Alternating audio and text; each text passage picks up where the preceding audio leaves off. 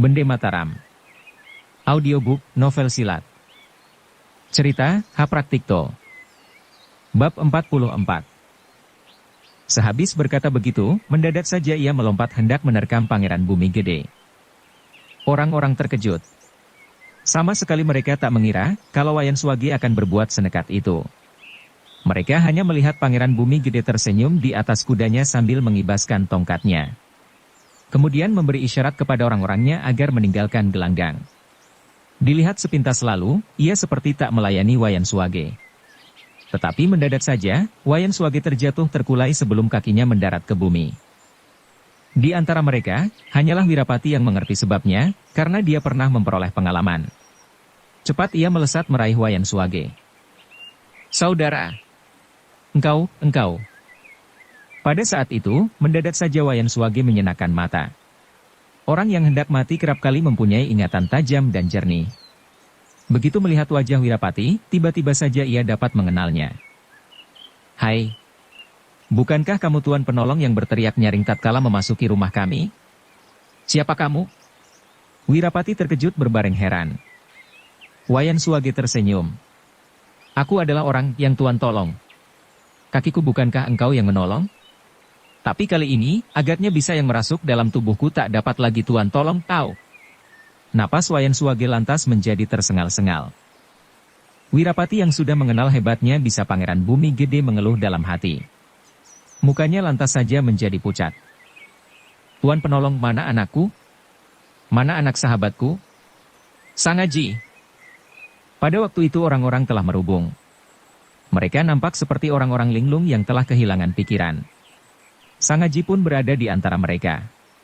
Begitu mendengar namanya dipanggil cepat ia duduk bersimpuh di hadapan Wayan Swagi. "Benarkah engkau anakku?" Sangaji adalah orang yang berhati sederhana dan jujur. Menghadapi pertanyaan itu, tak tahulah dia apa yang harus dilakukan. Syukurlah, Wayan Swagi tak menunggu dia sampai menjawab. Orang tua itu dengan napas berkempas-kempis meneruskan berkata, "Kau tahu siapa tadi yang melepaskan senjata rahasia? Itulah musuhku dan musuh besarmu. Ayahmu pun mati dengan cara begini. Ingat-ingatlah, anakku. Kamu harus pandai menjaga diri, sampai bisa membalaskan dendam ayahmu dan aku." Ia berhenti menarik napas. Meneruskan sambil memutarkan mata, "Tuan Pendeta! Tuan Penolong!" Ki Hajar Karangpandan segera membungkuk. Wirapati pun terus saja menyahut, "Engkau hendak berkata apa? Bolehkan aku berpesan sepatah kata saja kepada tuan-tuan berdua?" Ki Hajar Karangpandan lantas saja menyahut dengan cepat. "Berkatalah. Aku tahu engkau adalah laki-laki sejati. Aku akan mendengarkan tiap patah katamu.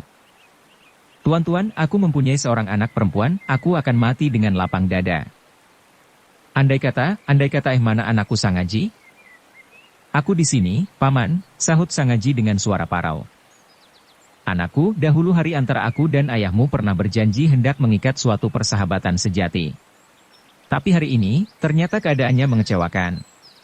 Sanjaya tidak lagi mengakuiku sebagai ayahnya. Dia seperti orang lain, tetapi aku masih mempunyai seorang anak perempuan. Meskipun ia hanya anak angkat, tetapi ia seperti anak kandungku sendiri. Anakku, kamu akan kuperjodohkan dengan dia, apakah? Tuan-tuan berdua, sudikah tuan-tuan mewakili aku mengatur perjodohan mereka?" "Aku adalah bibit semula yang menerbitkan gara-gara ini," sahut Ki Hajar Karangpandang. "Sebelum ajalku sampai, aku akan berusaha sekuat tenaga untuk memenuhi kehendakmu." Wayan Swagi tersenyum. Matanya menutup rapat dan ia pulang kembali ke asalnya dengan tenteram. Sangaji berduka berbareng bingung. "Titisari seorang gadis yang baik terhadapku. Masa aku sampai hati meninggalkan dia untuk kawin dengan Nuraini? Lagi pula, dengan disaksikan oleh kedua guruku, aku telah dipertunangkan dengan Soni Putri Major de Hoop. Apakah guruku yang berwatak satria akan membiarkan aku mengkhianati orang? Rasanya tidak mudah," pikir Sangaji. Selama dia berkawan dengan Titisari, ia mempunyai kesan baik terhadap si gadis. Meskipun terhadap Soni ia tak pernah melupakan, tetapi terhadap gadis Indo itu kesannya hanya sebagai seorang sahabat akrab. Wirapati sendiri bersikap diam. Ia tak berani berlaku lancang, karena tak tahu persoalannya dengan jelas. Dengan Wayan Suwage ia hanya berkenalan selama setengah malam saja, yakni pada 12 tahun yang lalu. Dengan sendirinya tak mengetahui pula bagaimana hubungannya antara Wayan Suwage dan keluarga Sangaji. Kalau saja, ia sampai berjuang mati-matian mencari dan sampai akhirnya mengasuh Sangaji, adalah semata-mata karena suatu perjanjian belaka dengan si pendeta edan Ki Hajar Karangpandan. Lainlah halnya dengan sikap Ki Hajar Karangpandan. Orang itu senantiasa merasa diri berdosa terhadap keluarga Made Tantre dan Wayan Suwage. Semenjak meletusnya malapetaka 12 tahun yang lalu, tak pernah ia melupakan barang sebentar pun untuk berusaha menebus kesalahannya. Meskipun terjadinya peristiwa itu sama sekali tak disengajanya. Maka begitu ia bertemu dengan Wayan Suwage, hatinya girang dan terharu bukan main. Mati hidupnya lantas saja dianggapnya enteng. Dengan hati seikhlas-ikhlasnya segera ia menyediakan diri untuk menggebu lawan-lawan Wayan Suwage. Tak peduli lawan itu adalah anak buah ayah angkat Sanjaya, muridnya sendiri atau anak Wayan Suwage. Tetapi di luar kemauannya sendiri, justru pada pagi hari itu melihat maut merenggut nyawa Wayan Suwage. Bagaimana hatinya tak jadi bergoncang? Saudara, keluhnya dalam hati. Mengapa kamu tergesa-gesa pergi? Mestinya kamu harus mendengarkan dahulu jerih payahku menebus kesalahanku. Anakmu telah kudidik dan kuasuh sekuasa-kuasaku. Sedangkan terhadap keluarga sahabatmu, aku telah berhasil mengikat orang yang dapat kupercayai. Sedih luar biasa dia, menyaksikan cara mati Wayan Suwage yang begitu berkesan hina. Mestinya tak usahlah dia mengalami kematian begini, seumpama Sanjaya sedikit mempunyai hati manusia, pikirnya. Dan memperoleh pikiran ini, mendadak saja timbullah api kemarahannya. Dan api kemarahannya itu dialamatkan kepada Sanjaya sambil menggerum ia berputar. Kemudian meledak dahsyat. Binatang! Kamu bukan manusia. Benar-benar kamu bukan manusia. Tetapi tatkala itu, Sanjaya tak nampak lagi batang hidungnya. Mereka semua memusatkan seluruh perhatiannya kepada Wayan Suwage, sehingga tidak memperhatikan kapan pasukan Pangeran Bumi Gede mengundurkan diri dari lapangan. Mereka menduga, Sanjaya pun mundur bersama-sama pasukan ayah angkatnya. Ki Hajar Karangpandan masih saja terbakar hatinya. Nanar ia menjelajahkan pandang. Kerumun manusia yang tadi datang memenuhi tepi lapangan, belum semuanya bubar. Mereka masih berdiri bergerombolan. Ki Hajar Karangpandan menghampiri mereka dengan maksud menyelidiki. Siapa tahu, Sanjaya menyelinap di antara gerombolan manusia untuk mengintip keadaan mereka. Orang tua itu juga mau percaya, kalau Sanjaya menyelinap di antara gerombolan manusia untuk mengintip. Dugaan Ki Hajar Karangpandan itu ternyata separuh benar. Sanjaya memang belum meninggalkan lapangan, ia menyelinap di antara gerombolan manusia dan mengintip keadaan mereka. Inginlah dia mengetahui, apakah yang akan dilakukan mereka selanjutnya. Terhadap kematian Wayan Suwage ia tak mempunyai kesan banyak, ia hanya terkejut menjadi mendongkol dan ingin melihat kematian gurunya pada hari itu juga. Pikirnya, kalau dia masih saja hidup, di kemudian hari pasti akan menyusahkanku. Tetapi gurunya ternyata tak dapat ditewaskan oleh tetamu-tetamu undangan ayah angkatnya. Inilah yang membuat hatinya keder. Untuk kepentingannya pada hari depan, ia mengetahui apa yang akan dilakukan gurunya. Mendadak saja, ia melihat gurunya menyelidiki tiap-tiap gerombol manusia. Sudah barang tentu hatinya kebat-kebit. Hati-hati ia mencoba mendekam dan berjalan mengendap-endap. Tetapi mata gurunya benar-benar tajam luar biasa. Ia seperti memiliki ilmu penciuman. Belum lagi ia sadar apa yang akan dilakukan, gurunya telah meloncat ke udara hendak menerkam gundulnya. Untunglah pada saat itu, berkelebatlah sesosok bayangan. Bayangan itu adalah seorang manusia berkepala gede, berambut panjang dan berkulit hitam mengkilat. Dengan menerbitkan kesiur angin, ia memapaki pukulan Ki Hajar Karangpandan yang terjun dari udara. Suatu bentrokan dahsyat tak dapat dihindarkan lagi. Ki Hajar Karangpandan adalah seorang ahli yang sukar dicari tandingannya pada zaman itu. Tetapi begitu pukulannya kena bentrok, seketika itu juga ia terbang terbalik dan turun ke tanah dengan terhuyung 3 langkah, sedangkan yang menyerang tetap berdiri tegak. Bukan main heran Ki Hajar Karangpandan. Siapakah orang itu yang bisa mengundurkan dia sampai 3 langkah? Untuk sekian tahun lamanya, ia selalu membanggakan ilmu pukulannya yang tak terlawan oleh tenaga apapun juga. Tiba-tiba pada hari itu ia menemukan seorang lawan tangguh yang memiliki tenaga lebih kuat daripadanya. Cepat-cepat ia mundur 2 langkah lagi untuk memusnahkan tenaga lawan. "Hai, kamu iblis dari mana?" bentaknya. Manusia berkepala gede itu tertawa menyeringai, tapi ia tak melepaskan satu patah kata pun juga. Ki Hajar Karangpandan lantas saja sadar, kalau musuhnya seorang yang tinggi hati dan angkuh. Tetapi dia pun tak kalah pula tinggi hati. Menduga, kalau orang itu pun adalah salah seorang pembantu Pangeran Bumi Gede yang tadi beramai-ramai mengkerubut dirinya, maka tak sudi lagi ia minta keterangan. Mendadak saja terjadilah suatu pemandangan yang mendirikan bulu romanya. Sanjaya muncul di antara kerumun orang. Pemuda itu lantas saja membungkuk hormat kepada si kepala gede sambil berkata, "Guru." Dia pun dahulu adalah guruku. Sayang, dia membela musuh dan meninggalkan murid. Apakah orang begitu, pantas untuk dihormati dan dihargai? Ki Hajar Karangpandan heran melihat sikap Sanjaya. Hampir-hampir ia tak percaya kepada pendengarannya sendiri. Sanjaya menyebut orang itu sebagai gurunya. Ini aneh. Ia mau menduga bahwa muridnya itu akan main gila. Maklumlah, terhadap tabiat dan perangai muridnya, ia paham seperti mengenal buku-buku jarinya sendiri. Tetapi ketika mendengar ujar Sanjaya yang begitu menghina dirinya terang-terangan di depan orang asing, sadarlah dia seketika itu juga. Seperti belerang, hati dan jantungnya lantas saja terbakar sehingga dadanya serasa hampir meledak. "Bedebah! Jahanam!" bentaknya. Berbareng dengan bentaknya, ia meloncat hendak menerkam tengkuk muridnya. Namun sekali lagi, orang berkepala gede itu memapaki pukulannya. Untuk kedua kalinya, ia mengadu tenaga. Juga kali ini, ia kena dimundurkan 3 langkah. Tetapi kali ini ia tak mau mengalah dengan begitu saja. Sebab luar biasa ia mulai menyerang dengan sungguh-sungguh. Sebaliknya orang berkepala gede itu pun lantas saja mengibaskan tangan dan melayani gerak-gerik Ki Hajar Karangpandan tak kurang-kurang gesitnya. Tak lama kemudian, ia bahkan mulai membalas menyerang dengan hebatnya.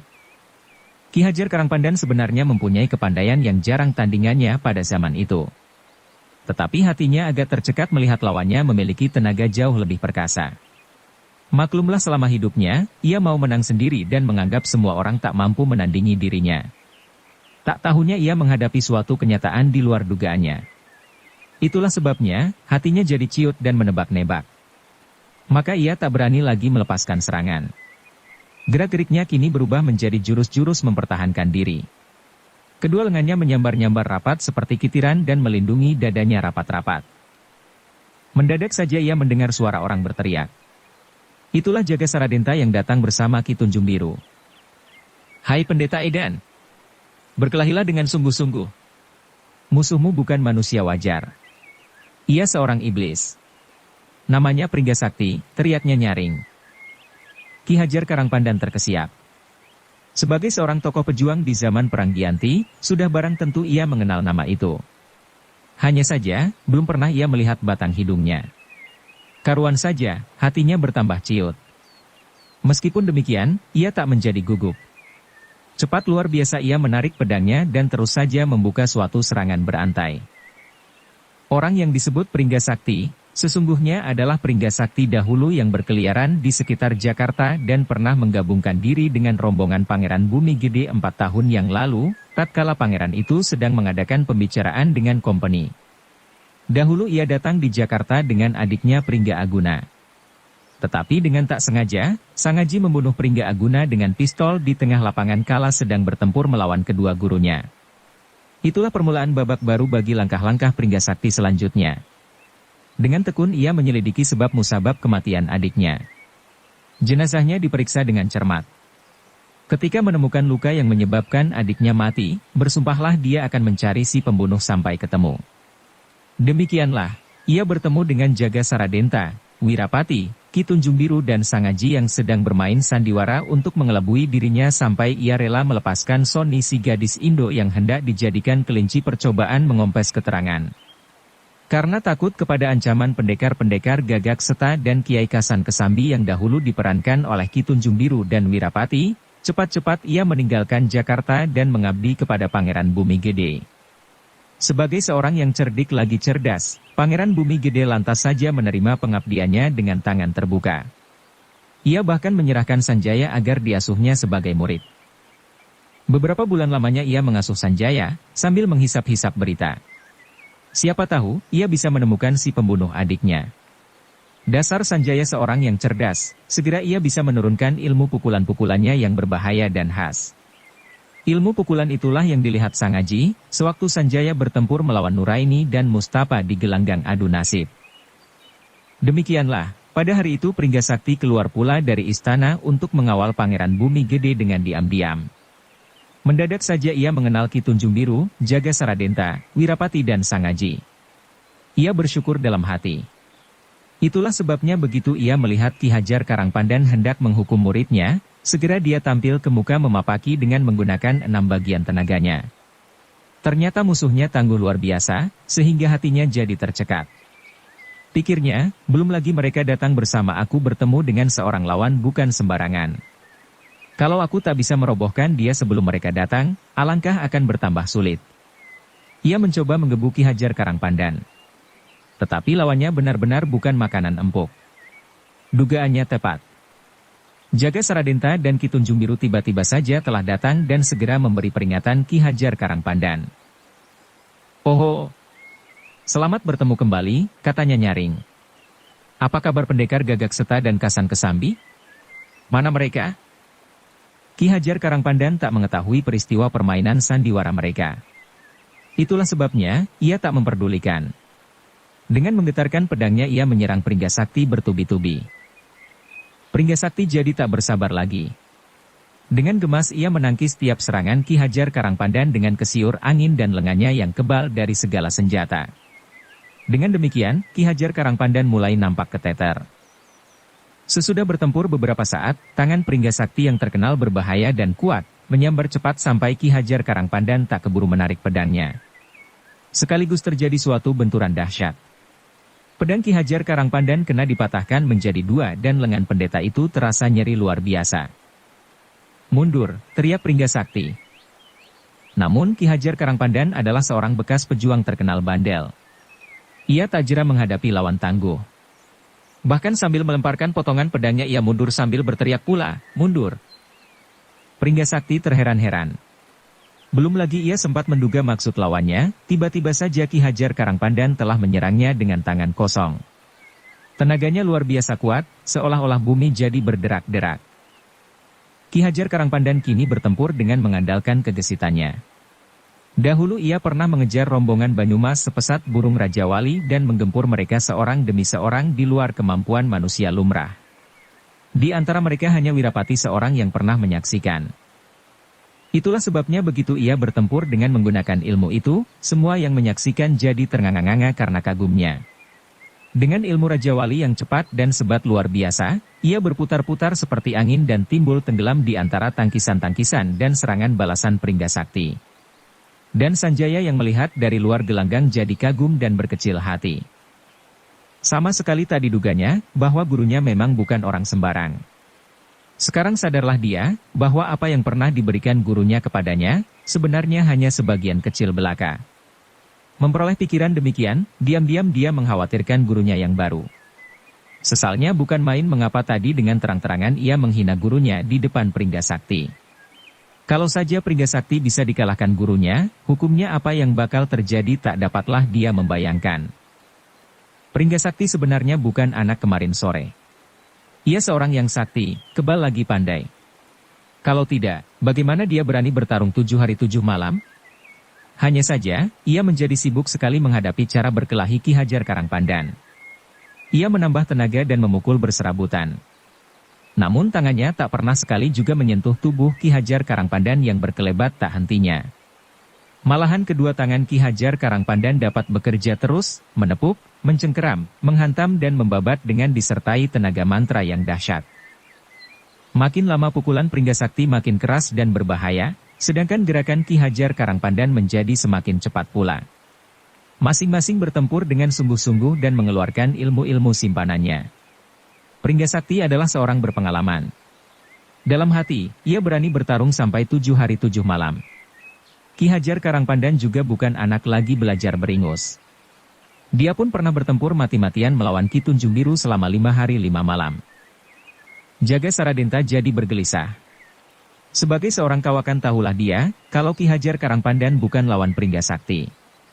Meskipun tak gampang-gampang dapat dikalahkan, tetapi untuk merebut kemenangan adalah sukar. Karena ia sangat benci kepada si iblis itu, diam-diam ia berdoa mudah-mudahan Ki Hajar Karangpandan dapat merobohkan. Serentak ia mencabut cempulingnya dan dilemparkan kepada Ki Hajar Karangpandan seraya berkata, "Hai Pendeta Edan, sambutlah ini." Cempuling Jaga Saradenta bukan sebuah pusaka murahan. Selain terbuat dari bahan baja bercampur besi berani, pusaka itu bertuah pula. Menurut cerita, cempuling itu adalah hasil kerja seorang empu kenamaan pada zaman Panembahan Senopati. Banyaklah sudah jasanya menumpas musuh. Dalam Perang Giyanti, Jaga Saradenta sudah beberapa kali memperoleh faedahnya. Selamanya belum pernah terpisah dari tangannya seakan-akan nyawanya sendiri. Kini pusaka itu diberikan kepada Ki Hajar Karangpandan. Jika bukan mengharapkan sesuatu, mustahillah ia berbuat demikian. Sebaliknya Ki Hajar Karangpandan jadi berbesar hati mendapat bantuan Jaga Saradenta. Gerak-geriknya jadi bertambah mantap.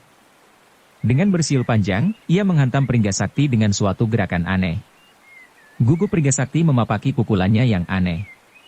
Mendadak saja berubah menjadi gerakan membabat dan menyodok perut. Keruan saja Pringgasakti tak berani berlaku sembrono lagi. Ia tak berani menyambut pukulan itu. Dengan menjejak tanah ia mundur dan tahu-tahu sudah menggenggam sepotong senjata berbentuk alu. Entah terbuat dari apa alu itu, tetapi apabila digerakkan menerbitkan kesiur angin dan deru suara. Sekarang, si iblis berani mengadu tenaga dan senjata.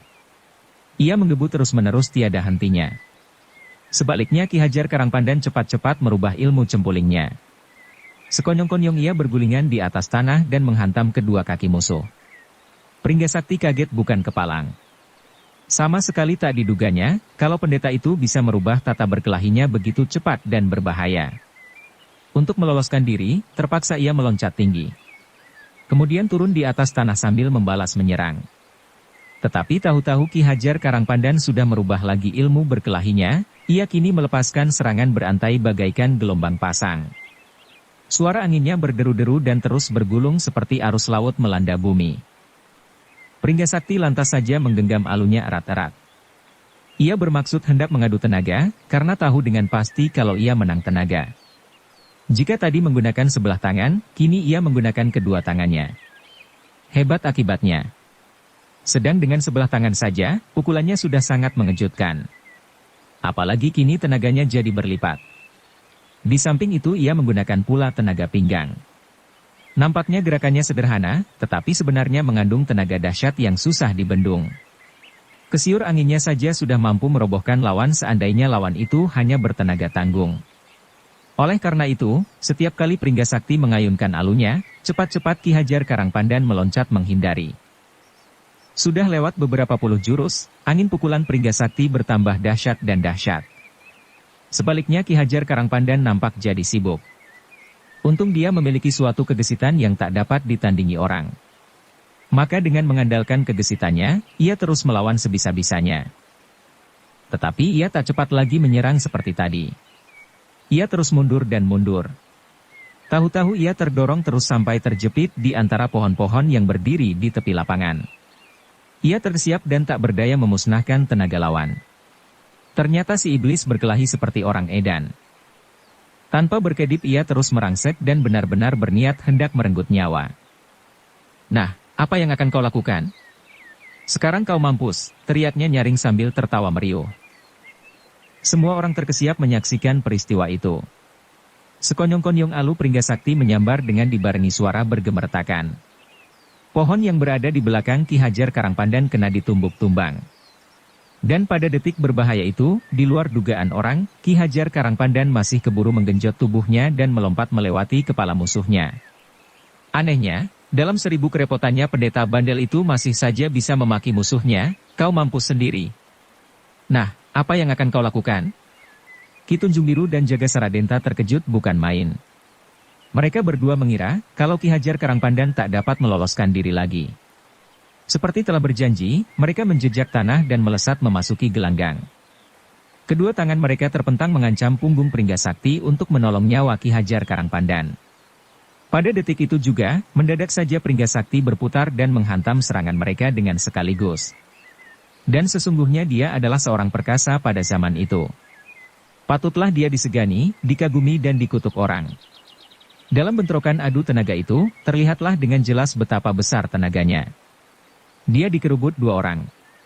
Meskipun demikian, tatkala saling berbentur kedua lawannya dapat dipentalkan terbalik sampai berdiri terhuyung-huyung.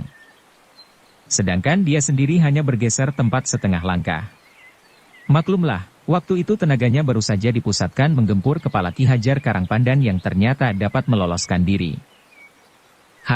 Ia mendengus, orang-orang semacam kalian inilah yang akan merajai Kepulauan Jawa? Bagaimana kalian berani menantangku?